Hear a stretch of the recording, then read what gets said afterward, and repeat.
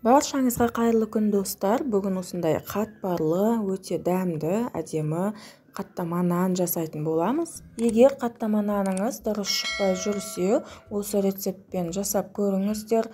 Артық шығынсыз және де жасалу жолы өте оңай. Қамырына қажет заттар бізге бар болғаны ұн, су, жұмыртқа және тұз қажет болады. Барлығын жақсылап сұйық заттарды араластырып аламыз және де осындай еленген ұнымызға сұйық затымызды біртіндеп құя отырып шанышқымен араластыратын боламыз. Шанышқымен сұйық затымыз қоюланғанша араластыратын боламыз. Одан соң шанышқыны алып тастап, қолымызбен жақсылап илеп, жұмсақ қамыр илеп шығарамыз.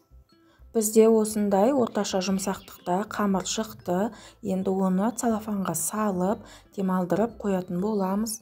Қамырымыз демалған уақытта арасына жағатын майын жасап аламыз. Майына мен кәдімгі сары май мен құйрық майды ерітіп алдым. Екеуін араластырып жағатын боламын. Қамырымыздың июі қанған соң целлофаннан алып 4 бөлікке бөлетін боламыз.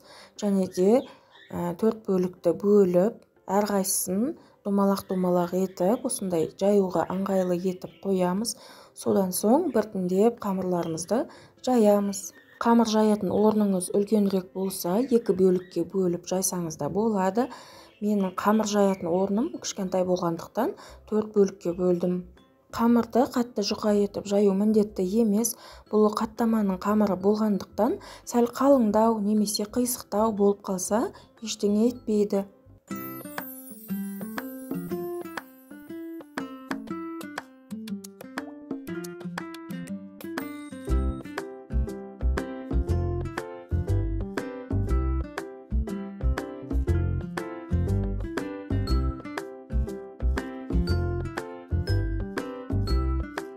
Қамырымыздың барлық бөліктерін жайып болғаннан кейін, осылай жаңағы дайындаған майымызды ерітіп, осылай бетіне әдемі тегіс етіп жағып, бірінің үстіне бірін осылай қамырларымызды қойып, барлық бөлігін майлап шығамыз.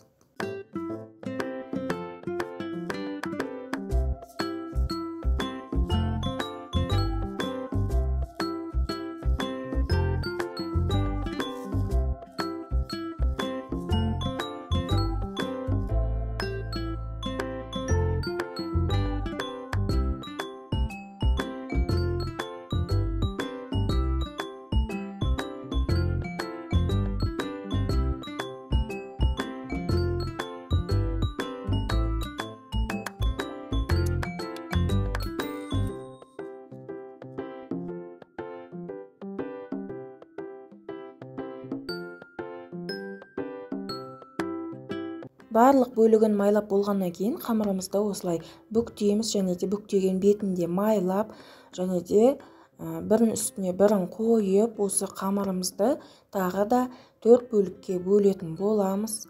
Қамырымыз қатпарлы болу үшін осылай қамырдың дәл ортасынан осылай кесетін боламыз. Менде осындай 4 бөлік шықты. Егер табаңыз кішкентай болатын болса, 5 бөлікке бөліп істесеңіз болады. Қамырларымыздың барлығын осылай орап, күлше тәріздес етіп қоятын боламыз. Және де орап болған қамырымызды целлофанға салып, тоңазытқышқа шамамен 20-30 минутқа қойып қоятын боламыз. Оған дейін ішіндегі майы қатып дайын тұратын болады. Тоңазытқышта шамамен 20 минут тұрған қамырымызды аламыз.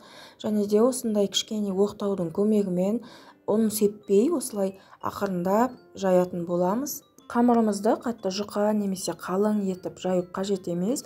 Егер жұқа болып қалатын болса, ол сынғыш, қытырлақ болып қалады. Қатты қалың болып қалса да, іші ортасы піспей қалуы мүмкін. Барлық қамырымызды дәл осылай жайып шығатын боламыз. Және де қызып тұрған табаға 1 немесе 2 ас қасық сұйық майды құйып, қамырымызды салатын боламыз. Және де қамырды салғаннан кейін қолымызбен осылай айналдырып жібереміз және де қақпағын жауып пісіретін боламыз. Табамыздың астындағы отты баяу етіп қоямыз, яғни орташадан төмендеу етіп қоямыз.